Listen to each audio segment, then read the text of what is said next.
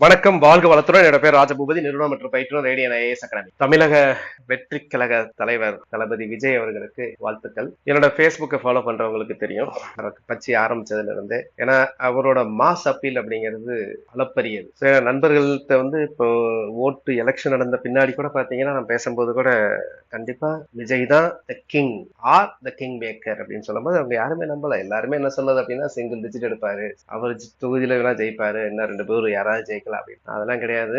அவர் வந்து பாத்தீங்கன்னா இன்னும் எல்லாரோடையும் அதிகமா எடுப்பாரு அப்படிங்கறத நான் நினைச்சிருந்தேன். ஆரம்பத்திலே நீங்க பாத்தீங்க அப்படின்னா எல்லாருமே 5-10 அப்படின்னு சொல்லிட்டு இருந்தாங்க. அப்பவே வந்து பாத்தீங்கன்னா 25%. 25% சொன்னோன்னா என்ன விளையாட்டா இருக்கா 25%? அவர் என்ன எம்ஜிஆரா அப்படின்னு. எம்ஜிஆரோட பாப்புலாரிட்டி வேற, சரிங்களா? இப்ப இருக்கிற இந்த சோசியல் மீடியா யுகத்துல இப்போ வந்து எம்ஜிஆர் அப்படிங்கிறது உலகா வந்து ஒரு இடத்துக்கு போறாரு அப்படிங்கிறதுலாம் தெரியாது. அதுக்கு எப்போ வருவாருன்னு காத்திருந்து பார்த்தவங்களும் இருக்கிறாங்க. அதே மாதிரி சிரஞ்சீவியை கம்பேர் பண்ணுவாங்க. சிரஞ்சீவியும் விஜயும் ஒண்ணு கிடையாதுன்னு நான் சொல்லியிருந்தேன், சரிங்களா? ஜெனரல் அதுக்குரிய காரணங்கள் எல்லாமே இந்த பேஸ்ல நான் போட்டிருப்பேன். அனாலிசிஸ் பார்க்கலாம், எதனால, என்ன காரணங்கள், ஏன் மக்கள் வந்து இப்படி ஓட்டளிச்சிருக்கிறாங்க அப்படி. நான் ஜென்ரலா வந்து பாத்தீங்கன்னா எங்க போனாலும் வந்து மக்களிடம் பேசுவேன், சரிங்களா? அதுல பஸ்ல போனாலும் ட்ரெயின்ல போனாலும் கிராமங்கள் நிறைய விசிட் பண்ணுவேன். நான் இருக்கிறது கிராமம், ஊர்ல மக்கள் நிறைய பேசுவேன். அதனால எனக்கு இந்த மக்கள் என்ன நினைக்கிறாங்க, என்ன மன ஓட்டம் என்ன அப்படி 100% தெரியலனா கூட நம்மளால கணிக்க முடியும். நீங்க இதுல நிறைய போட்டு இதை படிச்சு பாருங்க. ஈவன் இந்த பாத்தீங்கன்னா இந்த தற்குறிகள் அப்படின்னு சொன்னதே வந்து ஒரு காரணம். விஜயோட பாப்புலாரிட்டி வந்து இதாயிடுச்சு.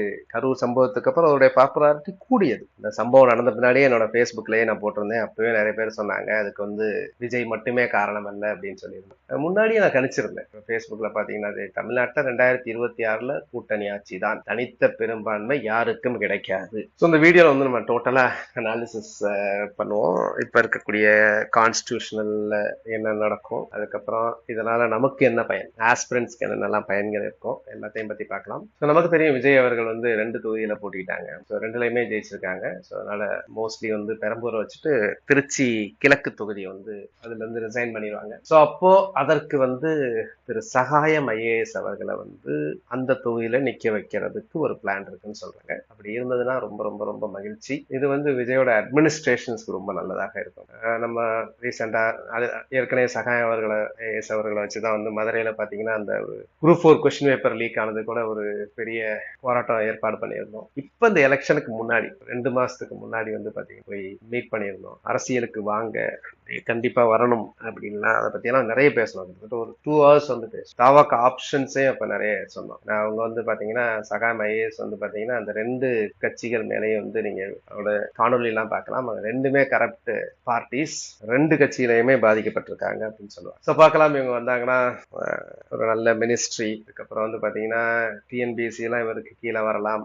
ஏஜ் இருந்ததுன்னா சேர்மன் ஆஃப் த டிஎன்பிஎஸ்சியாவே இருக்கலாம். ஏன்னா அதுக்கு வந்து பெரிய குவாலிபிகேஷன்ஸ் அப்படின்னு ஒன்றும் கிடையாது. நார்மலா அட்மினிஸ்ட்ரேட்டர் போடுவாங்க. 62 வயசு.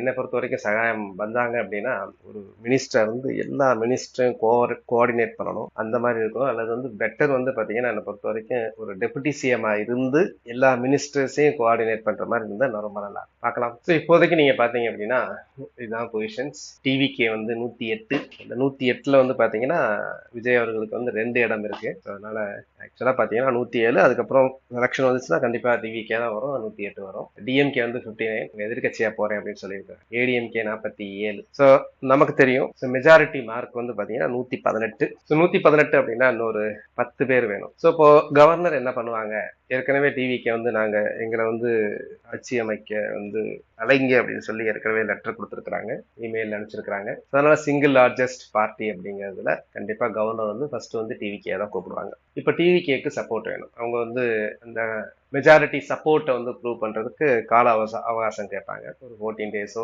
கேட்கலாம். அது வந்து கவர்னர் கொடுப்பாங்க. ஸோ 10 வேணுங்கிறதுனால இப்ப வெறுமன ஐஎன்சிட்ட மட்டுமே 10 கிட்ட இருந்துச்சு அப்படின்னா ஐஎன்சி மட்டுமே போதும், காங்கிரஸ் மட்டுமே. ஏன்னா ஏற்கனவே வந்து காங்கிரஸ் வந்து முன்னாடியே வந்து அலையன்ஸ் வச்சிருந்திருக்கணும், அது மிஸ் ஆயிடுச்சு.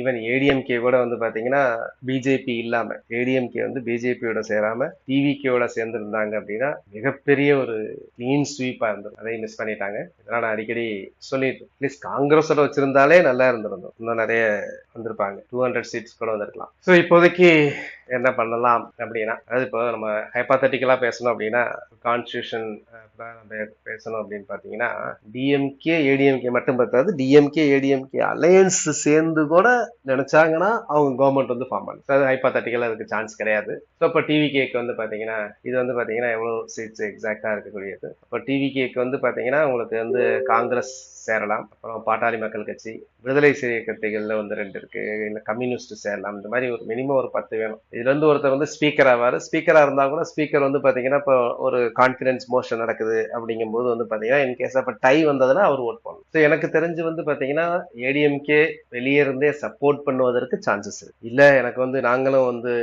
ஆட்சியில வந்து பங்கு பெறணும் அப்படின்னு சொல்லி கூட வர்றதுக்கு வாய்ப்புகள் இருக்கு. பட் சப்போர்ட் பண்ணியிருந்தாங்களாவே போதும். அது வந்து பாத்தீங்கன்னா அடுத்து வரக்கூடிய அலையன்ஸுக்கு ஒரு முன்னோட்டமாக இருக்கும். டிவிகே ஏடிஎம்கே அலையன்ஸ் வந்து பின்னாடி வரக்கூடிய உங்களுக்கு அடுத்து வரக்கூடிய பார்லிமெண்டரி எலெக்ஷன்ஸ் அதுக்கு ஒரு முன்னோட்டமாக இருக்கும். இப்ப டிவிகே காங்கிரஸும் சேர்ந்து வச்சுங்க, காங்கிரஸ் சேர்ந்தாதான் அந்த பார்லிமெண்ட்டுக்கு கொஞ்சம் எஃபெக்டா இருக்கும். இப்ப காங்கிரஸ் வந்து சேருதுன்னு வச்சுக்கீங்களேன், காங்கிரஸ் சேர்ந்து மீதி பத்தல அப்படிங்கும் போது என்ன பண்ணா, நான் ஏடிஎம்கே நாங்க சப்போர்ட் பண்றோம், உங்க கான்பிடன்ஸ் மோஷன் வந்து அதை வந்து எந்த கெடுதலும் அதுக்கு பண்ண மாட்டோம், எல்லா மசோதாக்களை நாங்க நிறைவேறுவதற்கு உங்களுக்கு ஒத்துழைப்பு கொடுப்போம் அப்படின்ற மாதிரி ஏடிஎம்கே சப்போர்ட் பண்ணுவதற்கு வாய்ப்பு உண்டு. கூடுமான வரைக்கும் டிவிகே வந்து என்சியோட அலையன்ஸ் வச்சுக்கிறதுக்கு பார்ப்பாங்க கண்டிப்பா. இல்ல அப்படின்னா பிஜேபி வந்து பேக்ல இருந்து ஏடிஎம்கே வந்து டிவிகேயோட போய் சேர்றதுக்கு அலையன்ஸ் வராங்க. ஸோ அரசியல்ல என்ன வேணாலும் நடக்கலாங்க, உங்களுக்கு தெரியாதா, நம்ம பார்க்காததா? So TVK 108, Dravida Munnetra Kazhagam 59,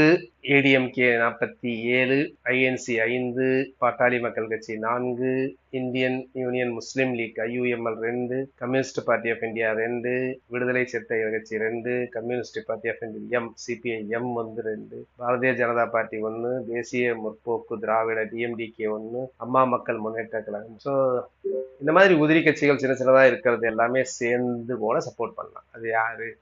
TVK தான் முடியும். அப்படி யாருமே சப்போர்ட் பண்ண வரல, கான்பிடன்ஸ் மோஷன் வந்து ஃபெயில் ஆச்சுன்னா மட்டும்தான் உங்களுக்கு வந்து அடுத்து யாரையாவது கூப்பிடுவாங்க. அப்படி அவங்களாலேயும் முடியல அப்படின்னா அப்பதான் வந்து பாத்தீங்கன்னா பிரசிடென்ட் ரூல். ஸோ கண்டிப்பா நம்பிக்கை தீர்மானம் வந்து வெற்றி பெறும். தளபதி விஜய் அவர்கள் தான் முதலமைச்சர். ஏற்கனவே கேண்டிடேட்ஸ் அந்த இன்ட்ரோடக்ஷன் அறிமுகப்படுத்தும் போது கூட பாத்தீங்கன்னா அவர் நிறைய உறுதிமொழிகளை அனுப்பாங்க. அப்போ வந்து முக்கியமாக வந்து பாத்தீங்க அப்படின்னா அந்த ஊழல் இல்லாத அரசாங்கம், கண்டிப்பாக அந்த ஊழல் இல்லாத அரசாங்கம் வந்து கண்டிப்பாக விஜய் அவர்கள் வந்து கொடுப்பாங்க.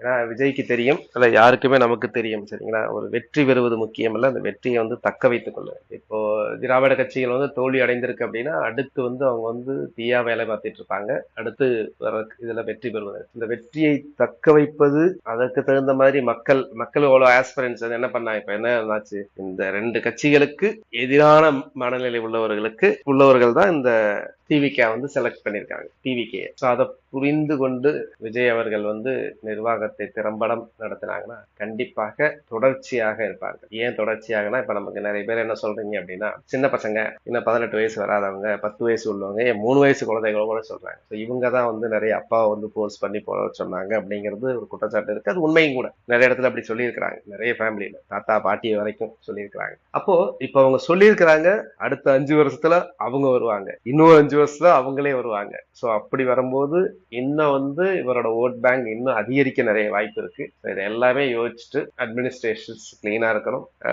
அது சம்பந்தமா வந்து பாத்தீங்கன்னா நம்மளும் வந்து டிஎன்பிசி சம்பந்தமாக இங்க இருக்கக்கூடிய முக்கிய தலைவர்களை நம்ம தொடர்ச்சியாக ஏற்கனவே கான்டாக்ட்ல இருக்கணும். இன்னும் வந்து ஆட்சி அமைந்த பிறகு கோரிக்கைகள், இந்த குரூப் 1 போன்ற தேர்வுக்கு ஏஜ் ரிலாக்ஸேஷன், அதுக்கப்புறம் வந்து பாத்தீங்கன்னா இந்த டெஸ்கிரிப்டிவ் பேப்பர், சொல்லப்போனா என்ன பொறுத்த வரைக்கும் குரூப் 2க்குள்ள டெஸ்கிரிப்டிவ் பேப்பர் தேவையில்லை. இந்த குரூப் 1க்கு டெஸ்கிரிப்டிவ் பேப்பர் வச்சிருக்கீங்க தெரியுங்களா, அது வந்து ஒழுங்கா எவாலுவேஷன் பண்ணணும். பிஎஸ்டிஎம்ல இருக்கக்கூடிய அனாமலிஸ், பிஎஸ்டிஎம் வச்சுட்டு தமிழ்ல எழுதணும் கண்டிப்பா. இது மாதிரி நிறைய நமக்கு தெரியும், அந்த மாதிரி ரீஃபார்ம்ஸ் வந்து நிறைய இருக்குது. ஒவ்வொன்றையும் நம்ம செயல்படுத்தணும். புதிய கவர்மெண்ட் வந்து கேட்பாங்க, நம்ம சொல்றத காது கொடுத்து கேட்பாங்க. நிதி நிலைமை அவங்க சரி செய்யணும். வேகன்சி வந்து ஒரு டீசென்ட் வேகன்சி ஒவ்வொரு இதுலயும் இருக்கணும். இன்டர்வியூ எல்லாம் வந்து பாத்தீங்கன்னா இன்டர்வியூ கம்மியில தான் இருக்கு. இப்போ பாத்தீங்கன்னா இன்டர்வியூ போஸ்ட் டெக்னிக்கல்லையும் குரூப் 1லையும் இருக்கும். இதெல்லாம் வந்து பாத்தீங்கன்னா அந்த கரெக்டா சரியாக மதிப்பெண்கள் வழங்கப்பட வேண்டும். இல்லைன்னா இன்டர்வியூ தூக்கணும் சொல்ல போலாம். திரும்பவும் முதல்வர் அவர்களுக்கு, புதிய முதல்வர் அவர்களுக்கு வாழ்த்துக்கள். ஃபர்ஸ்ட் டைம் நம்ம சேனலை பார்க்குறவங்க சப்ஸ்கிரைப் பண்ணுங்க. நிறைய யூஸ்ஃபுல்லான போட்டித் தேர்வு சம்பந்தப்பட்ட நிறைய யூஸ்ஃபுல்லான விஷயங்கள் எல்லாமே இருக்கும். பாருங்க, உங்கள் நண்பர்களுக்கும் பகிரவும். நன்றி. அடுத்து நம்ம தொடர்ச்சியாக